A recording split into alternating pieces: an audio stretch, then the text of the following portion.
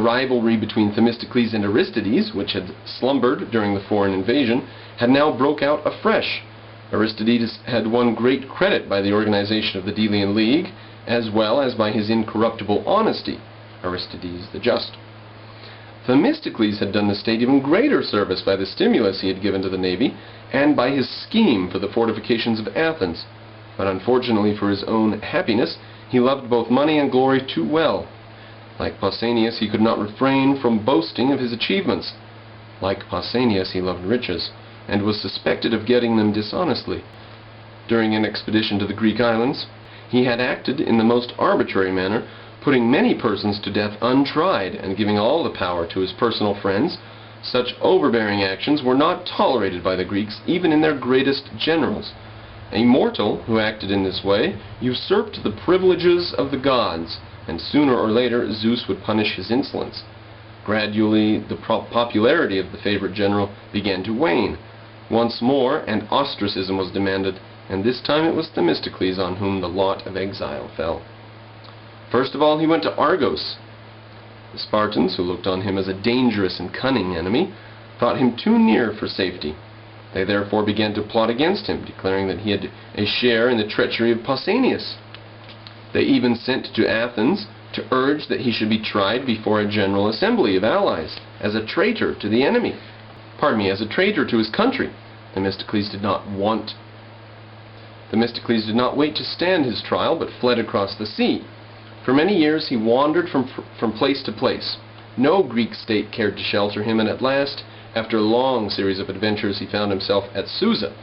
Here he addressed this letter to King Artaxerxes, who had succeeded his father Xerxes. Quote, "I, Themistocles, have come unto you, who have done your house more harm than any other Greek, as long as I was compelled in my own defense to resist your father.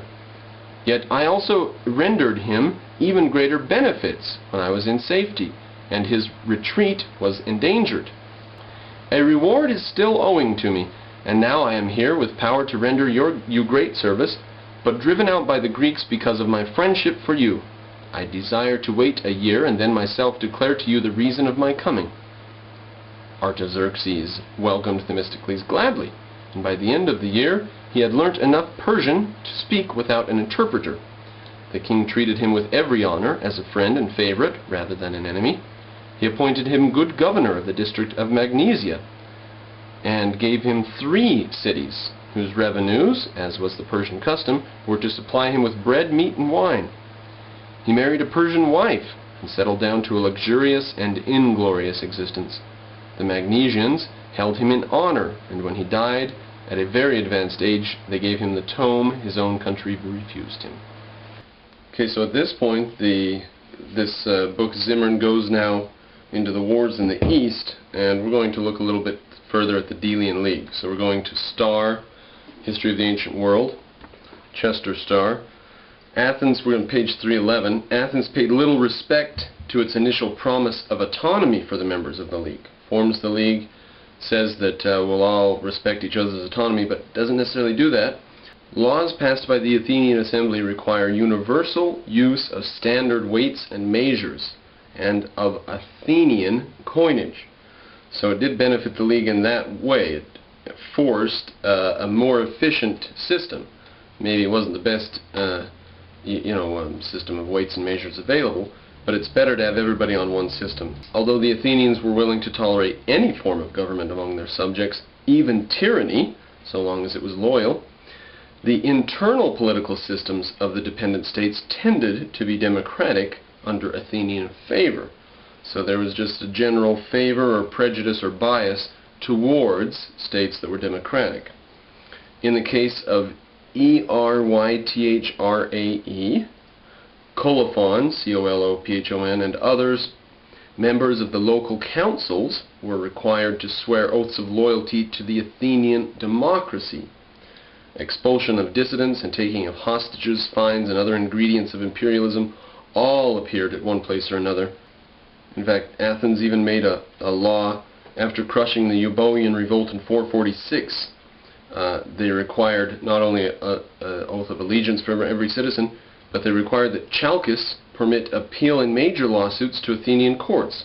So if somebody's got a major lawsuit, they can actually appeal it to a court in Athens, and that system of law will hold sway in Chalkis. And the old oligarch, and that's capitalized, the old oligarch, I suppose, of Chalkis, says that incidentally benefits Athenian hotels. True. Now, Pericles has power at this time. The Congress of the Hellenes failed to convene one year, and he took 5,000 talents from the League treasury for the treasury of Athens proper. They used it, of course, for the beautification of the Acropolis.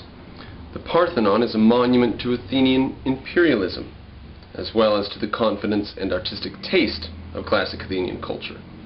Thereafter, 200 talents were allotted yearly to Athena, beyond her 1/60th of the tribute, and the dues of the subjects paid the wages of some 10,000 Athenian citizens who rode on the benches of that navy, which kept the subjects under control. So they pay in tribute to pay sailors that come to their island and make them stay in the Delian League and obey Athens' orders. Now, this wasn't a system of imperialism like Soviet Union. This was a system of imperialism under Athenian stewardship. So they openly debated the pluses and minuses, the good and bad parts of imperialism. And it came to the point where they didn't care to give fine words to bad deeds, because they had just said, look, we want to be an imperial power, we're the strong, whatever we want we can take, that's the position we're in. And they just stopped caring about justice, really. So they did openly debate these things in ways across years, but the subjects were not free to speak. Quote, economically they benefited from the suppression of piracy and the improvement of the sea lanes, and the lower classes, which were fostered by the Athenian bias toward democratic government, seemed to have favored Athenian rule. So the farmers and so on, the poor people, favor Athenian rule because it tends to give them more power than if the aristocracies rule. If Athenian clerics took some of the land of local farmers, commercial elements, on the other hand, could move to Athens and share its prosperity.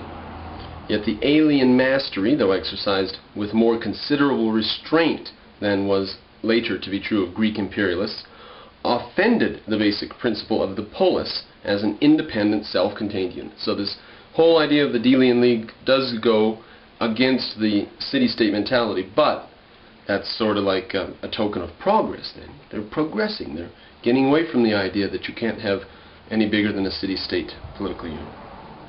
There were repeated revolts against slavery. They didn't really revolt against slavery, they just revolted against Athens' rule, because slaves continued to be an important part of the economy, including a great secession of Samos in 441 to 39, studded the course of the empire.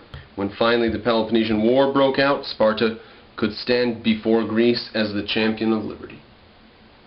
And Athenian strategy in that conflict always had to consider first the necessity of keeping her subjects under control.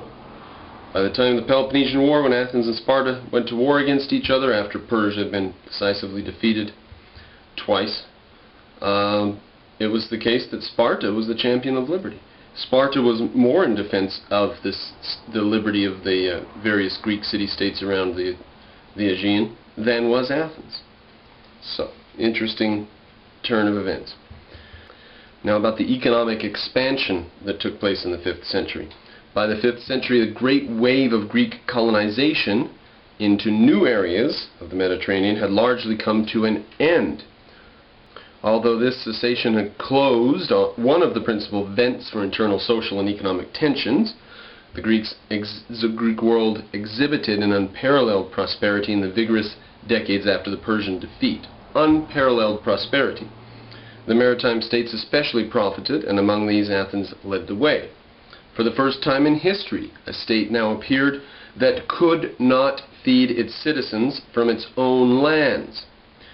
For Periclean Athens had become so large and so specialized in economic activity that the farms of Attica could not provide the